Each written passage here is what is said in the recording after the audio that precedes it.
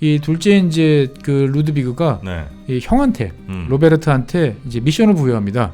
형, 이거 우리 지금 몇만정 납품 빨리 해야 되니까 주변에 가서 이 호두나무 좀 많이 호두나무 좀 이제 많이 있는 데를 찾아가지고 좀 사오라고 이제 돈을 줬는데 도시를 떠나서 이제 주변 지역 적당한 지역을 막 찾다가 보니까 이 바쿠까지 온 거예요. 네. 바쿠에 딱 와 보니까 이게 막 석유들이 막 나는 걸 보고 이거다. 이 사업을 해야 되겠다. 이 사업을 해야겠다. 그래가지고 동생이 그 준 돈을 가지고 호두나무는 안 사고 이 채굴권을 삽니다. 땅을 삽니다. 1876년에 이제 이 형이 이 지역에서 생산한 이제 원유가 이제 러시아 수도 상트페테르부르크에 도착을 합니다. 보면. 네네. 그래가지고 이제 러시아에다가 막 이제 파는 거예요. 이걸 이제 미제 수입하지 마시고요. 이거 쓰면 국산품 쓸 수 있습니다. 품질 좋아요. 네네네. 그래서 지금도 보면은 이 노벨과 관련된 기념관, 네. 이런 것들이 이제 아제르바이잔 수도의 바쿠에 보면은 되게 크게 이제 자리를 잡고 있습니다. 최준영 박사의 지구본 연구소 불의 나라 아제르바이잔 두 번째 시간 시작하겠습니다. 반갑습니다. 정프로고요. 네, 최준영입니다. 네, 우리 박사님과 함께 오늘도 아제르바이잔 이제 좀 발음이 능숙해지신 것 네, 같습니다. 아제르바이잔 두 번째 시간 한번 가보도록 하겠습니다. 아제르바이잔은 그렇게 잘 사는 나라는 아니죠? 좀 이렇게 판단하기가 좀 애매하더라고요. 애매합니까? 예, 왜냐하면 네. 이제 1인당 GDP로 보면 4,700달러. 그럼 못 사는 나라죠. 뭐 그러네요. 아주 빈국은 아니지만 뭐 유럽이나 주변 지역 보면은 썩 잘 사는 나라는 당연히 아니고. 4,000대면 그렇죠. 못 사는 나라 쪽이죠. 근데 이걸 구매력 기준 PPP로 환산해 보면은 18,000달러로 뛰어요. 뭐 물가 이렇게 싸요? 물가가 싼 거죠. 그러니까 이제 어느 정도 안정된 뭐 일정한 수익만 올리면 의외로 살기는 나쁘지 않을 수도 있겠다. 그래요? 예. 그래가지고 보통 이제 나라들끼리는 항상 주변 국가들이 제일 중요하잖아요. 네. 옆 나라보다 내가 잘 살아 못 살아. 그런데 여기는 코카서스 3개국이라고 그래가지고 보통 조지아, 아르메니아, 아제르바이잔 요 3개 나라가 이제 어떻게 보면 약간 라이벌 같은 비교하는 나라들. 비교한 나라인데 그 중에서는 이제 아제르바이잔이 이제 PPP로 따져보면 한 18,000 정도 되니까 제일 낫다. 조지아가 한 11,000, 그다음에 뭐 아르메니아 한 10,000 뭐 정도니까 놀러 가긴 진짜 좋네요. 그렇죠. 네. 예. 그래서 연간 뭐 한 1.4% 정도 성장. 그러니까 성장률이 뭐 아주 높거나 그렇지는 않네요. 그렇진 않은데 뭐 그 이유가 대부분이 이제 전체 그 GDP의 한 절반 가까이가 이제 에너지.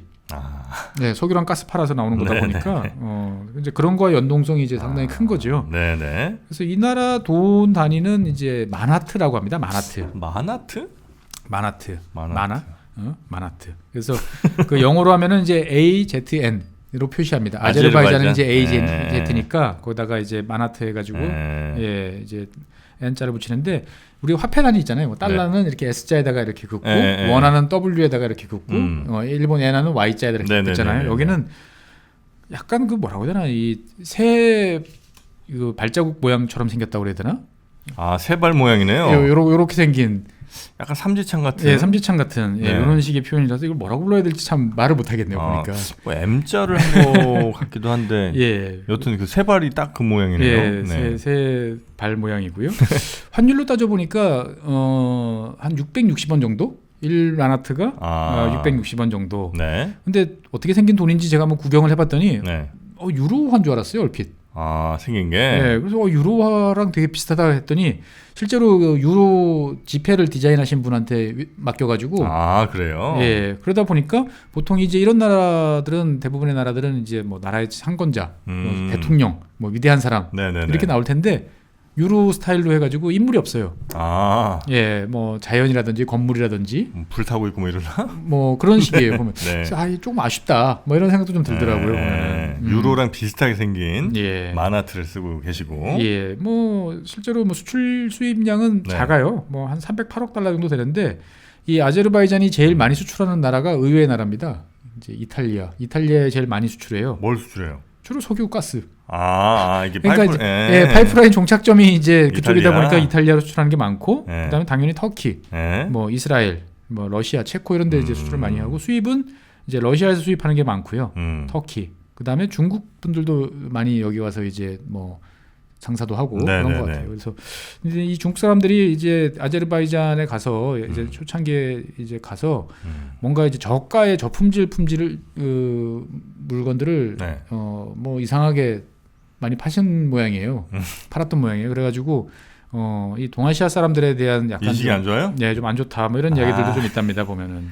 그래서 뭐 공식 실업률은 한 5% 정도인데 실제로 실업률은 좀 더 높다고 그래요. 뭐 주로 이제 에너지 자원에 의존하는 나라들이 보통 그렇죠. 그렇겠죠. 예. 근데 이제 그 석유 부문, 그러니까 에너지 석유를 제외한 부분의 해외 투자를 보면 터키하고 러시아가 이제 제일 큰 두 나라인데 터키 기업들이 이제 아제르바이잔의 통신, 네. 뭐 건설, 소비재, 그다음에 이제 우리 뭐 식음료 같은 프랜차이즈 이런 것까지도 다 터키 기업들이 많이 들어와서 있다고 합니다. 그러니까 우리는 보통 이제 터키 그러면은 그냥 뭐 유럽 끄트머리 이렇게 생각을 하는데 네. 이 중앙아시아 이 지역에서는 이 터키의 영향력은 상당히 세요. 건설 산업부터 시작해가지고 네네. 여러 가지 면에서 보면은 그래서 한 20년쯤 전인가 뭐 터키 사람이 저한테 개인적으로 말한 건 아니고 그런 이야기했던 기억이 나요. 왜 한국 건설 기업들은 우리랑 파트너를 안 하려고 그러냐. 근데 또 막상 그 이야기를 하면 네. 터키 친구들은 맨날 뒤통수 치는데 익숙해 또 이렇게 말씀하시는 분도 많이 계시고 뭐 진실은 뭐 알 수 없습니다만 그래서 이 아제르바이잔의 경제 그러면 그냥 에너지예요. 에너지. 예, 에너지고 석유, 네. 가스. 야, 석유가스는 그럼 대략 언제쯤부터 막 이렇게 나오기 시작한 거예요? 여기서 이제 보면 이 정프로님이 이제 이 지구본 연구소를 꼼꼼하게 안 보신다는 이제 왜요? 이제 기본적인 간단한 사항들은 지구본 연구소 제가 이제 그 러시아 편 에너지 네. 이런 거 할 때 이제 간단하게 말씀을 드렸는데 네. 좀 자세하게 말씀 한번 드려보죠. 이 아제르바이잔의 이제 에너지 개발 역사는 이제 19세기에 아제르바이잔이 당시 이제 오스만 투르크에서 이제 뺏겨가지고 네. 이제 러시아로 넘어갑니다. 러시아가 이 지역을 뺏어요.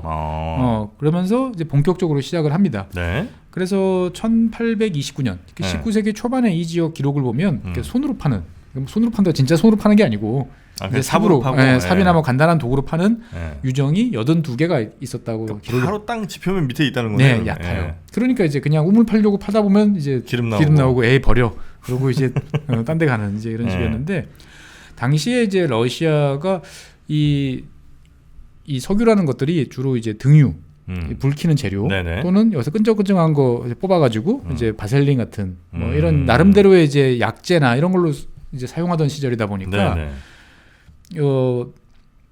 당시 이제 러시아 정부는 이거를 4년 단위로 이제 임대료 받고 개발하려면 개발해. 뭐 이러다 보니까 이제 4년 후에 어찌 될 알 수 없으니까 당시에는 이 사람들이 다 얕은 데를 파는 데 주력을 했다고 합니다. 근데 이제 이 얕은 지역에 있는 이 유정들은 캐기 쉬우니까 그러면은 장점이긴 한데 단점은 뭐냐면은 뭐 여러 가지가 섞일 수가 쉽겠죠 보면은. 지표면에 있으니까. 예, 그러니까 품질이 좀 낮아요. 예. 거르는데 돈이 좀 들겠네요. 그러니까 거르는 기술이 아직 발전하기 전이다 보니까 실제로 이거 쓰기가 좀 안 좋다. 미국산은 되게 품질 좋은데 뭐 이런 이야기들이 이제 있었습니다. 네. 그래서 이제 그 당시 이제 러시아 같은 경우는 이제 19세기 중후반이면 중화학 공업들 이제 산업이 막 발전하던 시절이었거든요. 그래서 이제 국가적으로 이런 거에 대한 되게 투자도 많이 하고 네.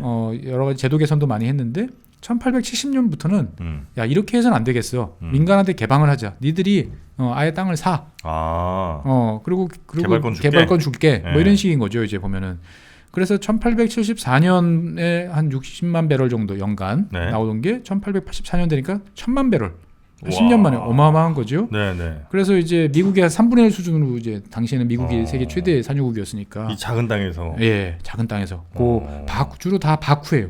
그 주변에서만. 네, 그 주변에서만. 어마어마한 거죠. 그래서 이제 이 바쿠는 1880년 뭐 19세기 후반쯤 되면 이제 그 블랙시티라는 별명을 얻습니다. 하도 원유가 많이 나와서. 그렇죠. 막 그 넘치는 원유들이 막 깔려 있으니까 밑에는 시커멓고요. 그 다음에 이제 뭐 정유소에서 막 이거를 가공한다고 떼니까 또 시커먼 연기들이 또 하늘을 뒤덮죠. 그러니까 아래 위가 다 이제 시커매지는 이제 블랙시티 정도 되는데 그래서 1898년서부터 1901년까지 한 3년 정도는 이 러시아가 이제 미국을 추월해서 세계 최대 이제 산유국으로 등장하는 또 그 시기를 요 조그만한 이 나라 때문에 바쿠라는 지역에서 이제 만들어내는 거죠. 네. 그럼 도대체 이 어마어마한 일들이 자연 발생적으로 이루어졌냐? 이제 그러진 않고요. 네. 전혀 뜻밖의 유명한 인물이 등장을 합니다. 누굽니까? 한국 사람들이 제일 좋아하시는 분이죠. 한이 맺혀 있어요. 한이 맺혀 있어요? 예, 노벨. 아, 노벨상. 네, 노벨상. 그러니까 저번 시간에도 뭐 노벨상 예. 얘기가 좀 있었는데 아니 노벨이랑 여기가 무슨 상관이 있는 거예요? 이제 노벨 집안에 대해서 좀 알아야 되는데요. 네.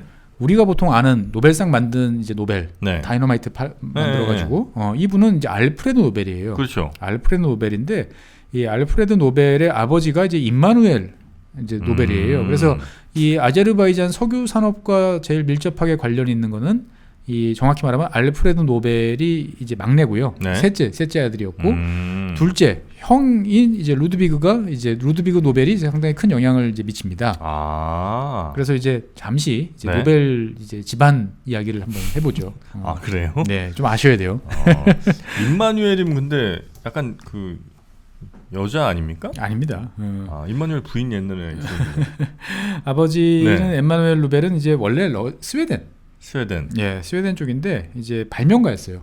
아빠가. 예, 아버지가 우리가 아는 알프레드 노벨의 아버지가 발명가였고 이 집안이 다 발명가 집안이에요. 아, 그래요? 그래서 이 아버지인 임마누엘 노벨이 이제 러시아와 밀접한 이제 연관을 가지고 있었는데 뭐 여러 가지 발명품을 많이 만들었어요. 뭐 압착 롤러, 뭐 자동 동력 장치, 뭐 그다음에 이제 러시아의 눈에 띈 게 이제 지뢰를 발명했어요? 네, 나무 지뢰, 목각 지뢰, 뭐 목함 지뢰 같은.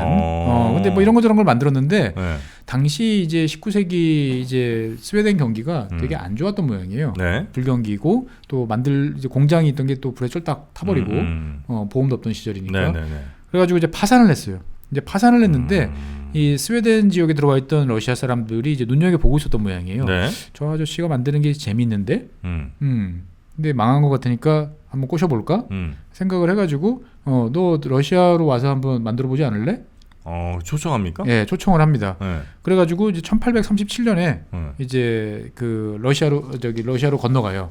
아빠가? 예, 상페테르부르크. 네네네. 예, 여기로 이제 가는 거죠. 가서 이렇게 보니까 러시아가 이제 제일 전전 근거하던 게 뭐냐면은 네. 이 해군 여기 좀 약하던 시절이다 보니까 이 영국이나 이런 나라들이 이제 우우 밀려와가지고 네. 이제 항구를 점령해버리면 어떡하나. 러시아는 항구가 필요하긴 했지만 또 항구를 디펜스하는 것도 중요한데 네. 이게 상당히 이제 부담스러웠던 시절이다 보니까 이제 지뢰는 땅에 묻는 거고 바다에 있으면 기뢰라고 그렇죠, 그러죠. 그렇죠, 예. 예. 기뢰를 이제 어떻게 이런 걸 만들면 좋지 않을까 생각을 했는데 이 아버지인 이제 임마누엘 루벨이 이제 기뢰를 발명을 합니다. 그래서 이 1842년에 네. 오흐타 강이라는 곳에서 이제 여러 관리들을 모아놓고 군인들을 모아놓고 테스트를 해요? 테스트를 하는데 당연히 이제 성공을 하죠. 성공을 해가지고 이제 큰 상금을 이제 받습니다. 네. 당시 이제 정확한 가액으로 보면은 요즘 환산을 잘 못하겠는데 한 2만 5천 루블이라고 그러니까 꽤 큰 돈이었던 모양이에요. 그리고 이제 평생 연금 형태로 일시불도 주고 일시금도 주고 연금도 주고 그러니까 야 이거 장사 되겠다라고 생각을 해서 이제 아들 삼형제를 다 데리고 옵니다. 네. 그래서 큰형이 로베르트, 그다음에 둘째가 루드비그, 막내가 우리가 아는 이제 알프레드. 다 노벨이죠. 그럼 이 가족들이 다 상트페테르부르크 거기에 좀 살았었어요? 예, 다 이제 가족들 데리고 온 거죠. 그래가지고 이제 당시 러시아 사람이던 이제 오가료프라는 사람하고 네. 같이 이제 오가료프 노벨 기계 공장을 건설합니다. 네. 그래가지고 이제 이따가 그 러시아 동료였던 오가료프 지분을 다 인수를 해요. 그래서 1851년에 이제 번역을 하면 되게 웃긴데 이제 노벨과 아들들 뭐 이런 이제 명칭으로 회사 이름을 바꿔요. 노벨 앤 선. 예, 뭐 노벨과 아들들 이제 이렇게 명칭을 바꿨는데 네. 돈을 잘 벌었어요. 무기를 만들어 가지고. 그러다가 이제 특히 이제 크림 전쟁, 크림 반도를 둘러싼 크림 전쟁, 나이팅게일 등장하고 여기서 이제 전쟁 특수가 당연히 생기겠죠. 몇 년 동안 했으니까. 그렇죠. 돈을 막 벌었는데 지면서 납품한 돈을 못 받는 거죠, 이제. 러시아가 졌군요. 러시아가 졌다 보니까 이제 우리 납품하고 돈 주셔야 되는데 했더니 야 너 지금 받을래 정말 제정신이야? 뭐 이런 상황이 된 거죠. 분위기 파악 좀 해라. 예, 분위기 파악 좀 해라. 그래서 이제 당연히 이제 큰 이제 빚을 지게 된 거죠. 이제 왜냐하면 납품은 해야 되니까 일단 빚지고 일단은 야 국가에서 주는 건데 돈 뭐 안 떼어먹겠어 그러고 이제 했는데 안 주니까. 네네네. 그래서 이 아버지는 이제 난 이제 러시아 이제 추운데도 싫고 정남이 떨어졌어 그러고 이제 부인하고 그 다음에 이제 그 아들 데리고 알프레드 노벨 셋째 아들만 데리고 일단 스웨덴으로 갑니다. 첫째 둘째는 두고 가요? 네, 첫째 둘째는 이제 이 뭐 여러 빚잔치도 해야 되고 또 클만큼 컸고 얘는 뭐 니들이 뭐 여긴 다 익숙하던 동네가 됐고 그렇게 해가지고 있는데 이 두 형제도 다 발명가예요. 그러니까 노벨의 형 둘. 예, 그렇죠. 큰 아들이 이제 로베르트. 네. 그다음에 둘째가 이제 루드비그. 네. 이제 있는데 이 둘째인 루드비그가 이제 1862년에 네. 러시아 지역에 적합한 마차를 발명하는데 성공합니다. 러시아 지형이 러시아 지형 그러면 어떻게 느낌이 어떠세요? 길도 없고.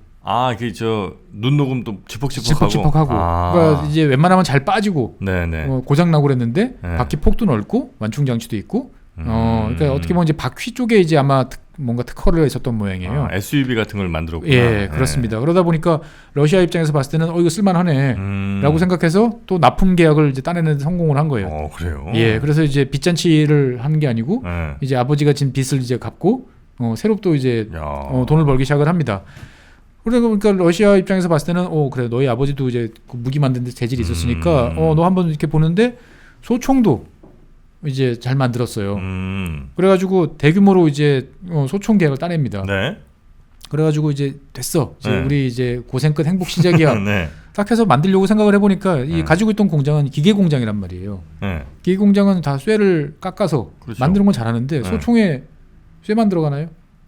소총에 쇠가 주로 들어가죠. 주로 쇠지만 네. 한편으로 보면 옛날 소총 보면 우리 M1 칼빈 칼빈 보면 개머리 판은 뭘로 만들었죠? 나무가 들어가죠. 나무로 만들었죠. 네. 그러니까 갑자기 소총을 왕창 생산하려고 보니까 나무가 없어요? 나무가 없는 거예요. 러시아 나무 많잖아요, 근데. 그러니까 이제 주변 지역에는 없는 거고 멀리 가서 이제 찾아봐야 되는 거죠. 이제 보면은 그래가지고 이 둘째 이제 그 루드비그가 이 형한테 로베르트한테 이제 미션을 부여합니다. 형, 이거 우리 지금 몇만정 납품 빨리 해야 되니까 주변에 가서 이 호두나무 좀 호두나무 좀 이제 많이 있는 데를 찾아가지고 좀 사오라고. 호두나무가 좀 단단하군요. 예, 단단합니다 보면은. 근데 이제 이 로베르트는 원래 이제 그 헬싱키, 핀란드 헬싱키죠. 네. 당시 이제 러시아 이제 여기서 이제 램프, 등유 이런 이제 조명 사업을 하다가 이제 잘 안 됐던 모양이에요. 그래가지고 이제 동생이랑 같이 이제 사업을 하고 있었는데 동생이 이제 성금을 주는 거죠. 이제 가서 이제 계약금 쓰라고. 이제 돈을 줬는데 도시를 떠나서 이제 주변 지역 적당한 지역을 막 찾다가 보니까 이 바쿠까지 온 거예요. 네. 바쿠에 딱 와 보니까 이게 막 석유들이 막 나는 걸 보고 이거다. 이 사업을 해야 되겠다. 이 사업을 해야겠다. 그래가지고 동생이 그 준 돈을 가지고 호두나무는 안 사고 이 채굴권을 삽니다. 땅을 삽니다. 그러면 안 되잖아, 근데. 그렇죠. 그러니까 이제 동생은 노발대발을 하는 거예요. 이제 보면은 형 그러면 안 되지. 막 그랬더니 근데 어느 사회나 옛날에는 다 장남의 이제 끝발이 있었던 모양이에요. 야, 내가 장남인데 내가 형인데 그 정도도 못하냐? 날 믿고 따라와. 그래요? 네.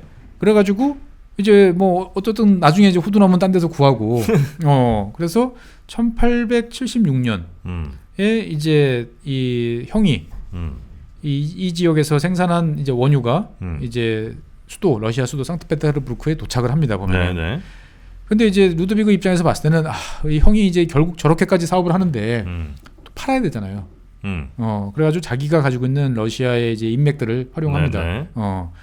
그래가지고 이제 러시아에다가 막 이제 파는 거예요. 이걸 이제 미제 수입하지 마시고요. 이거 쓰면 국산품 쓸 수 있습니다. 품질 좋아요. 네네네. 그리고 땅에 막 천지로 나는데 저거 잘하면 우리도 부강해질 수 있어요. 네네. 그러니까 당시에 이제 러시아 관리들이 생각해봤을 때, 말 되는 것 같은데.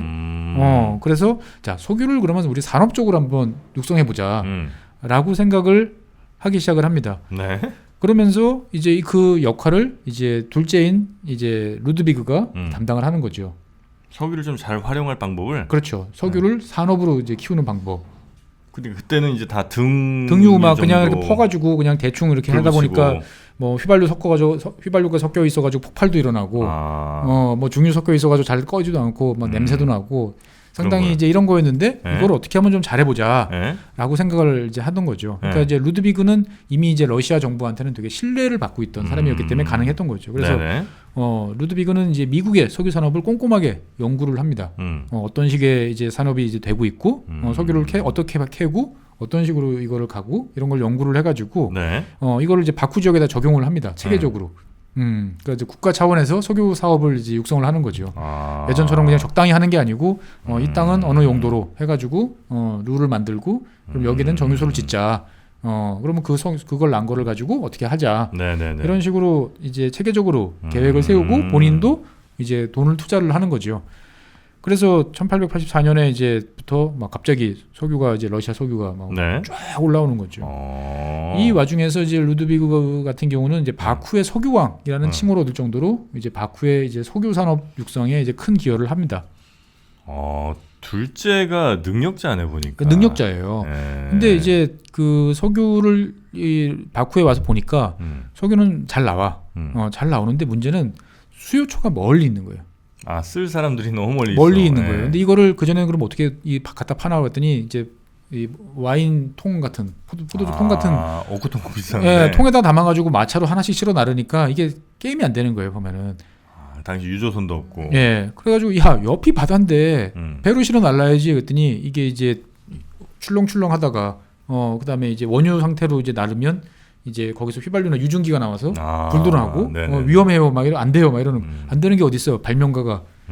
그래가지고 이 루드비그가 세계 최초의 이 유조선을 만듭니다. 유조선을 만들어요? 조로아스트로라고 그래가지고 유조선을 만들어요. 그런 이제 그 적당한 중간중간에 칸막이를 해서 너무 이제 출렁거리지 않게 하고 유증기도 빼내는 어떤 이런 설비도 만들고 해서 세계 최초의 이 석유 운반선을 만드는 거예요. 그래요? 그러면 갑자기 비용이 이제 확 다운이 되는 거죠. 네네네. 그리고 이제 그전 사람들은 그냥 아무데나 여기 파고 저기 파고 했는데 그렇게 해서 될 길이 아니다.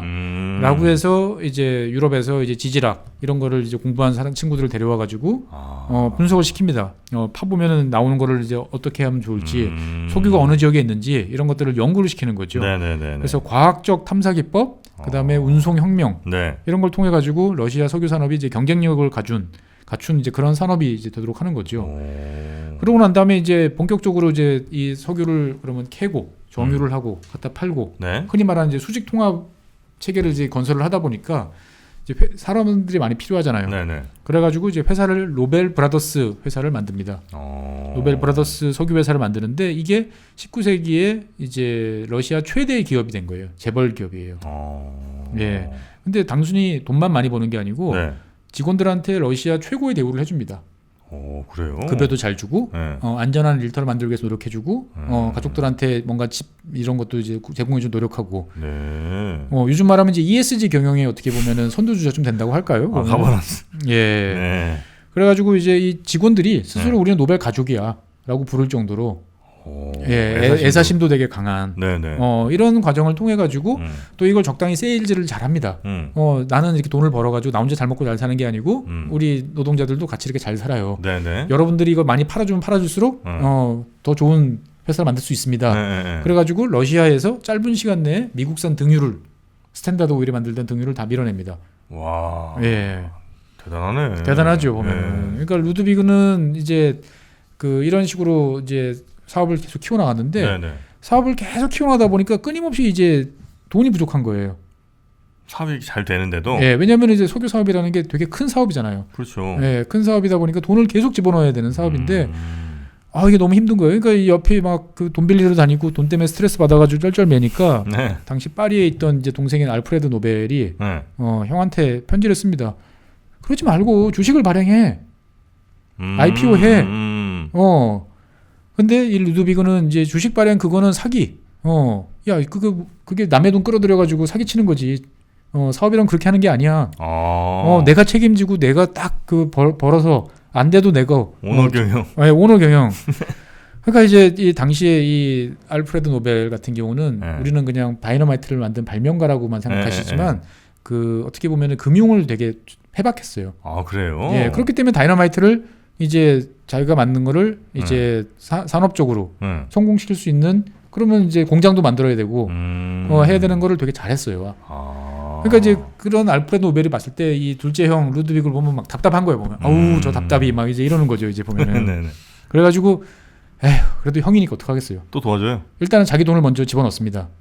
알프레드 노벨이 자기 돈 집어넣고 자기가 이제 파리에서 유명하게 잘 알던 이제 은행가들한테 설명을 해요. 우리 형이 저 바쿠에 가서 지금 석유 사업 하는데 잘 되고 있다. 잘 되고 있는데 앞으로 지금 더 사업 잘 될 거야. 그래서 돈을 좀 너도 대출을 좀 해줘라. 그러면 근데 지금 사업 가지고 그 담보 잡아가지고 하려면은 담보가 안 나오는데. 라니까 이제 알프레드 노벨이 제안을 합니다. 앞으로 사업이 잘 돼서 거기 이제 만들면 더 많은 소규가 나올 거 아니야. 그럼 미래의 소득을 담보로 잡아가지고 미래의 기대 수익을 담보로 잡아가지고 대출해주면 되지 거 아니야.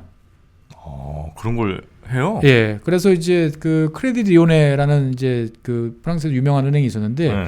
여기를 설득을 해가지고 미래의 가치를 담보로 잡아가지고 하는 첫 번째 사례예요. 미래 가치를 담보로 대출받은. 예. 당장 이제 우리는 항상 코앞에 있는 땅, 뭐 물건, 금 이런 것만 가지고 담보로 했는데 현재 내 소유인 것들. 예. 앞으로 미래에 발생할 거로 예상되는 이제 그거를 그러니까 우리가 생각하는 그 노벨상 만든 그 알프레드 노벨은 그냥 단순하게 실험실에 앉아서 열심히 이렇게만 하는 사람이 아니야. 그러니까 우리가 아는 발명가들이 다 이런 특성들이 있어요. 그래요? 에디슨. 네. 발명가라기보다는 이 투자를 유치하고 산업으로 키워내는데 더 능통한 사업가예요. 알프레드 노벨도 이제 되게 그런 식의 이제 사업적 마인드가 사업적 마인드로 있던 사람이니까 이 둘째 형 보니까 아우 저 답답이 막 이랬던 거죠 이제 보면은. 그래가지고 이제 본격적인 투자를 해가지고 더 막 규모를 이제 키우는데 성공을 합니다. 성공해요? 예. 그래서 이제 노벨 브라더스는 이제 러시아를 대표하는 석유 기업. 그러니까 당시 미국에는 스탠다드 오일. 그 다음에 이제 러시아에는 노벨 브라더스. 그 다음에 이제 서유럽 쪽에는 이제 그 로스차일드. 로스차일드도 기름 파던데요? 예, 기름을 뛰어들었어요. 석유 사업에 뛰어들었어요. 그래요. 근데 이제 이 20세기 초반쯤 되니까 이제 19세기 후반에 러시아가 이런 식으로 막 쫙 올라왔는데 20세기쯤 되니까 이제 사실 러시아가 좀 힘들어지기 시작을 해요. 이 바쿠산 원유가. 왜? 왜냐면 미국이 이제 요즘 같은 이제 이렇게 그 강철 탑으로 세우고 밑으로 이렇게 파고 들어가는 강철로 된 이제 그 회전식 시추법을 개발하는데 성공을 합니다. 보면은 그래서 깊은 데 있는 기름을 쭉쭉 뽑아낼 수 있는 이런 것들을 이제 성공을 하고 때마쳐 이제 대규모 유전들이 미국 곳곳에서 턴져 나옵니다. 그러니까 가격이 더 내려가죠. 근데 러시아는 당시에 이제 이런 회전식 이제 시추법이 없었어요. 그러니까 다른 충격식이라고 그러는데 되게 땅을 이제 그냥 이렇게 파가지고 탕탕 두들면서 두들겨가지고 하다 보니까 이게 못 박듯이 하다 보니까 사실은 바쿠는 얕은 데 있다 보니까 그렇게 깊이 들어갈 필요가 없었던 거죠. 그러니까 이제 이게 안 되겠다. 우리도 깊은 데까지 파고 들어가는 거를 해봐야겠다라고 해서 이제 미국에 가서 이제 기술 도입하고 기술자도 불러와서 개발을 해보는데 이게 비용이 막 상승하는 거예요. 보면은 당시 러시아는 이제 옆에 그 지금 우크라이나 동쪽에 해당하는 이제 도네츠크라는 지역에서 막 석탄이 이제 대규모로 개발되기 막 하던 시절이었거든요. 그러다 보니까 이제 새로 깊이 유정을 파니까 야, 석탄보다 석유가 더 비싸네. 뭐 이런 상황이 돼버리는 거죠. 근데 이러던 차에 이제 그 외부에 이제 압박이 들어옵니다. 노벨 형제들한테 이제 로스차일드하고 록펠러가 이제 압박을 들어오는데 로스차일드가 이제 슬금슬금 러시아 시장에 진출을 해요. 그래가지고 이 로스차일드가 이제 막대한 자금력을 가지고 철도망을 이제 구축을 합니다. 그래서 싸게 이제 실어내리기 나기 시작을 하는 거죠 보면은. 그러니까 이제 이 운송망에서 밀린 이제 노벨 브라더스가 2위로 밀려요 시장 점유율에서. 그래서 이제 노벨 이제 가문 형제들이 이제 생각하기에 야 이거 그냥 로스차일드한테 우리 팔까? 합병 가격 잘 쳐준다는데 뭐 이런 이제 생각을 하고 있었는데 이제 이 이야기를 들은 미국의 이제 록펠러 스탠다드 오일이 뛰어듭니다. 우리한테 팔어. 어쨌든 뭐 많이 그래도 꽤 큰 회사니까. 근데 가격을 잘 쳐주면 좋았을 텐데 그러진 않고 그냥 팔어. 미국식으로 갔던 거죠. 당연히 안 팔어. 그랬더니 그래? 그러면은 이제 스탠다드 오일이 잘하던 게 뭐죠? 덤핑. 말도 안 되는 가격으로 덤핑하고 그다음 마타도 막 유언비어를 막 흘립니다. 러시아산 기름 안 좋아. 그리고 실제로 이제 그 공장에 있는 노동자들을 꼬셔가지고 거기다가 이제 다른 걸 막 섞어가지고. 이건 되게 잘했어요. 스탠다드 오일이. 그러니까 이제 막 압박을 하는 거죠. 기름은 안 팔리고 수요는 줄어들고.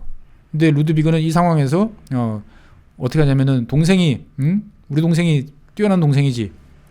뭘 가지고 있죠? 다이너마이트. 그 다이너마이트를 통해 가지고 이 운송로를 개척을 합니다. 산을 날려버려요. 터널 뚫고? 터널을 뚫고 기차를 놓는 게 아니고 파이프라인을 이제 최초로 또 건설을 합니다.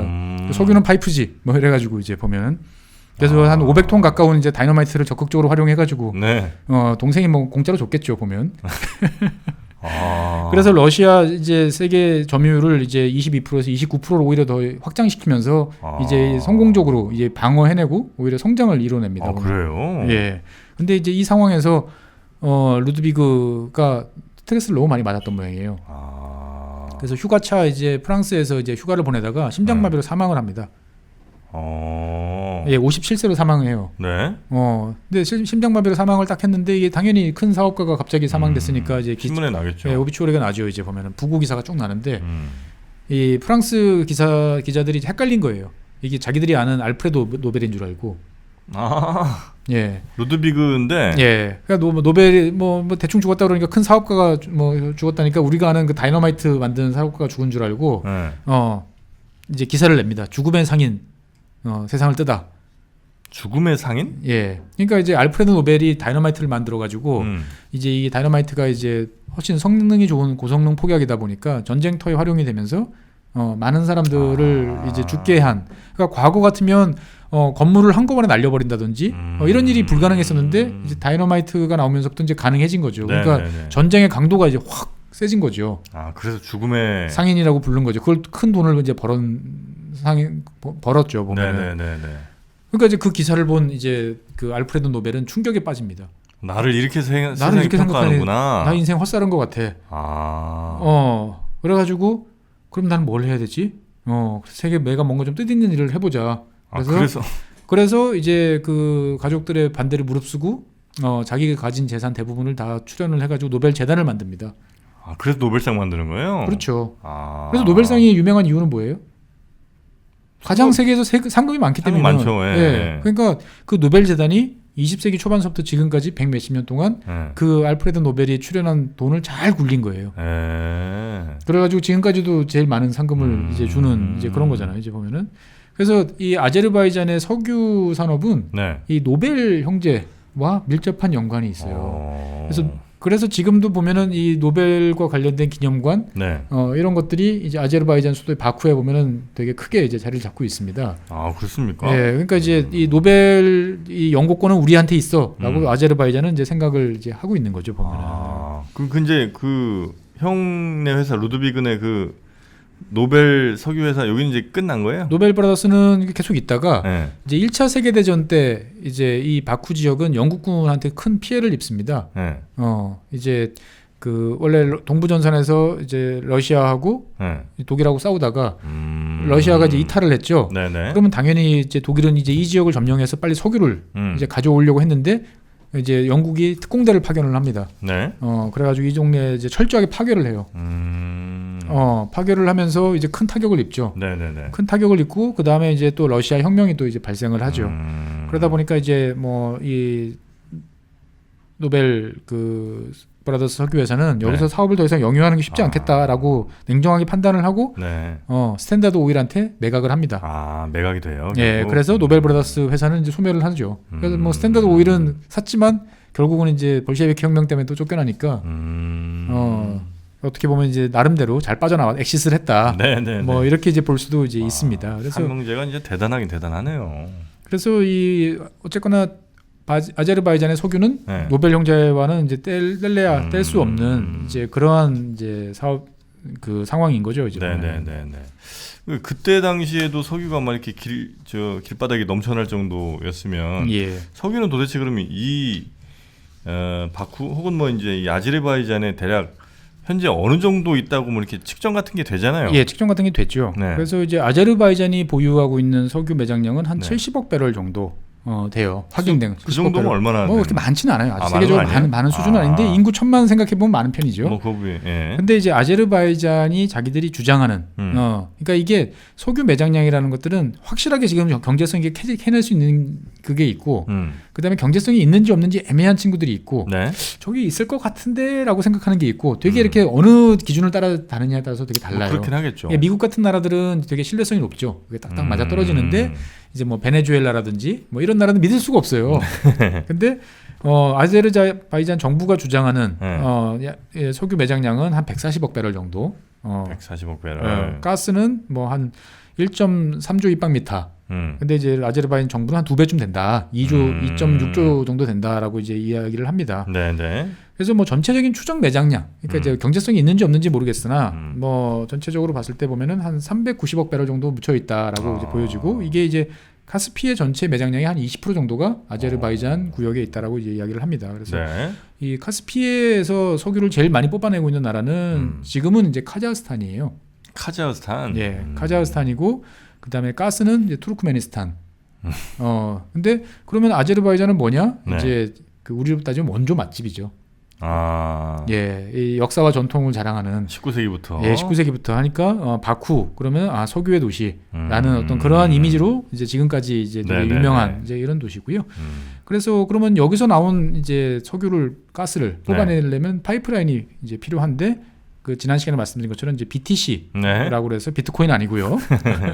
바쿠 트빌리시 제이안을 연결하는 BTC 라인이 있어요. 한 1,800km 정도 되는 라인인데 2000년에 완공이 됐어요. 그러니까 이제 91년에 이제 독립을 하고 그때서부터 이제 이 석유 사업에 본격적으로 투자를 해가지고 2000년에 완공을 해서 일일 한 120만 배럴 정도를 이제 소방으로 뽑아낼 수 있는 거고요.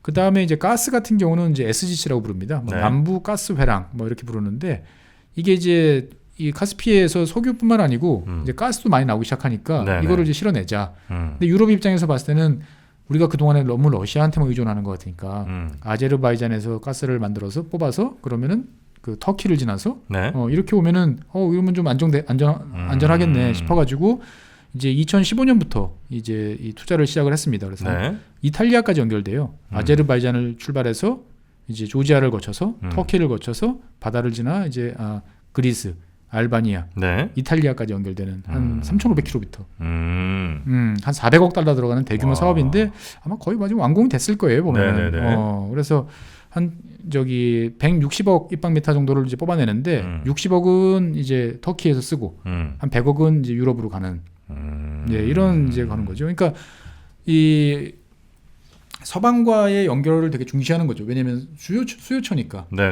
수요처고 유럽 입장에서 봤을 때 보면 러시아에 대한 그 위협도를 좀 낮추려다 보니까 아제르바이잔을 통해서 그래도 뭐 같은 나토인 이제 터키를 통해서 이렇게 들어오는 게 좀 낫지 않을까라고 생각을 하기 때문에 이제 유럽의 석유 회사들은 이제 이 아제르바이잔에 이제 투자를 상당히 이제 많이 하고 있는 거죠. 한 나라에서 몰빵으로 받으면 거기가 끊어버리면 큰일 나니까. 그렇죠. 예전에 한번 이제 그래서 우크라이나에서 한번 이제 끊어버리니까 이제 이 유럽 친구들은 이제 그런 거에 대해서 상당히 이제 민감한 거죠. 그래서 이제 아제르바이잔은 이 석유에 대해서 상당히 민감한 나라일 수밖에 없고요. 그게 제일 큰 부분이니까. 그런데 이제 이 아제르바이잔은 그래도 옛날부터 이 석유밥을 먹어봤다고. 이렇게 석유밥, 기름밥 먹어봤다고. 이 독립을 한 다음에 그러면 이제 석유 메이저들이 우르르 막 와가지고 이제 사업합시다 막 그랬을 거잖아요. 그러면 보통 많은 나라들이 입마이 포켓하고 그냥 막 나눠줬을 거예요. 근데 그러면 안 된다라는 것들은 이제 알고 있었던 거죠. 그래가지고 이제 91년 막 독립하자마자 이제 석유 메이저 회사들을 이제 유치를 하기 시작을 합니다. 우리 다시 옛날에 우리 영광을 되살려 봅시다. 뭐 이런 이제 컨셉으로 이제 막 하는데. 이 94년에 이 석유 메이저 회사들을 다 모아놓고 아제르바이잔 정부하고 생산물 분배 협정 (PSA라는) 걸 체결을 합니다. 생산물 분배 협정. 그러니까 이제 그냥 막 캐고 요만큼 우리한테 주는 게 아니고 합리적으로 따져보자. 자, 너희들 여기 왔을 때 처음에 탐사해야 되지. 돈 많이 들잖아. 그러면 초반에는 우리가 요만큼만 낮게 줄게. 근데 이제 시간이 지나면 너희들 충분히 투자비 회수하고 이익 봤으면 그 다음부터 우리가 높일게. 그러면은 이제 그런 비율들에 대해서 미리 처음부터 딱 정해놓은 거예요. 뭐 나름 합리적이네요. 나름 합리적이죠. 그 다음에 이제 이미 석유가 있는 지역을 이제 그 차지하는 메이저. 그 다음에 새로 탐사해야 되는 지역들. 이런 지역들에 대해서 다 조정을 한꺼번에 해버린 거죠. 그래서 이제 94년에 이제 생산물 분배 협정 (PSA라는) 걸 딱 체결을 합니다. 대타협을 이뤄냈군요. 대타협을 이뤄낸 거죠. 그래서 이제 그 아제르바이잔은 당시에 그러면 다 맡기면 안 되니까 이제 석유 국영 지역 이제 소카라고 이제 하는데 우리 자동차 소카 똑같아요. SOCAR 소카예요. 소카라는 이제 국영 기업을 만들어서 아제르바이잔도 직접 이제 참여를 합니다. 그래서 이 전체 생산량이 한 20% 정도는 아제르바이잔이 이 소카를 통해서 직접 생산하고 80%는 이제 외국 기업들이 와서 뽑아내는. 그래서 지금은 이제 점점 참여하는 기업들이 많아지니까 한 15개 기업 들이 이제 참여를 하고 있고요. 그다음에 이제 새로 들어오는 친구들하고 또 그때마다 또 이제 협정을 체결해서 한 27개 정도. 그러니까 이런 관리를 상당히 잘 하는 거예요. 그러니까 아까 이제 지난 시간에 이제 아버지, 아들 둘이서 한다고 그랬잖아요. 네. 한편으로 보면 이제 라인이 바뀔 일이 없어요. 안정적이에요. 한편으로 보면은. 어차피 그 가족이 다 하니까. 예. 그래서 현재로는 이제 석유 그 생산량은 아제르바이잔이 조금씩 감소하는 그런 추세를 보이고 있고요. 가스 생산량은 오히려 이제 증가를 해서 가스 비중이 좀 높아지고 있는데 이 전체 생산량에 이제 카스피에 위치한 이제 ACG라는 이제 유전에서 나오는데 이 유전에서 보면은 수입에 이제 2007년까지는 아까 말씀드린 것처럼 25%만 이제 아제르바이잔 정부가 가져갔어요. 그러다가 그 이후에 55%, 80%까지 증가를 하고 있는 거죠. 그러니까 너희들 이제 그만큼 가져갔으면은 이제 근데 사실 이 정도 뽑고 나니까 이제 석유 산출량이 좀 주는 거죠. 주니까 이제 몫은 늘어나도 전체 볼륨은 이제 또 생각보다는 많이 늘지 않은 이제 이런 상황에 있습니다. 그래서 아제르바이잔은 이제 석유와 관련되는 것들을 되게 잘 관리하려고 노력을 이제 해오는 그런 거고요. 제가 10년 있으면 좀 문제 생기겠다. 그러니까 바쿠 지역이 석유 생산량이 자꾸 줄고 있어요. 그래서 요즘에는 이제 그 바쿠의 얕은 바다에서 생산을 주로 하고 있는데 더 안쪽으로 이제 더 깊은 바다로 이제 들어가는 작업들을 이제 하려고 하고 있고요. 그 다음에 이제 원유만 팔지 말고 직접 이제 우리 정유도 하고 비료도 만들고 좀 해보자 이런 이제 컨소시엄을 만들어 가지고 산업화를 하는데 예, 여기 우리나라 기업들도 이제 일부 들어가 있는 것으로 알고 있습니다. 그래서 아제르바이잔은 뭐 불의 나라, 뭐 그러니까 석유 가스가 많다 보니까 사실은 여기 첫 시간에 말씀드렸죠. 여기가 산악 지형이라고. 수력 발전할 때가 되게 많아요. 근데 이제 비가 잘 안 오니까 좀 안 쓰는 것도 있지만 그래도 만들면 되는데 하나도 안 쓰고 있으니까 최근 들어서는 이제 이 수력 발전을 좀 해보자 이런 이야기도 있습니다. 그러면은 자기들 쓰는 것들을 더 수출하면 되니까. 예. 근데 이제 아직까지는 이제 활용을 못 하고 있는 그런 면이 있죠. 그래서 예, 아제르바이잔은 뭐 석유, 불의 나라. 근데 이제 사실 아제르바이잔 하면 아마 많은 분들이 궁금하실 게 그래도 제일 이 갈등에 관한 이 아르메니아, 왜 싸우냐? 그러니까 아르메니아랑 왜 싸우고 이게 언제부터 시작된 건지 이런 게 좀 아마 궁금하실 텐데 그 얘기를 아직 안 해주시네요. 예, 그 이야기는 이제 다음번에 이제 배경 설명 해드렸으니까. 그래서 참 뭐 다음에 다시 말씀드리겠지만 이게 제 3자 입장에서 봤을 때는 여러 가지 생각이 많이 들어요. 아제르바이잔도 그렇고 아르메니아도 그렇고 터키도 그렇고 참 복잡한 이야기를 다음번에 또 이야기를 해보도록 하겠습니다. 알겠습니다. 불의 나라 아제르바이잔 다음 아마 에피소드에 진짜 그 불이 좀 나겠군요. 그렇습니다. 자, 그럼 저희는 다음 시간에 우리 최준영 박사님과 함께 여러분 다시 찾아뵙도록 하겠습니다. 함께 해주신 여러분 그리고 법무법인 율촌의 최준영 박사님 대단히 고맙습니다. 네, 감사합니다. 네, 고맙습니다.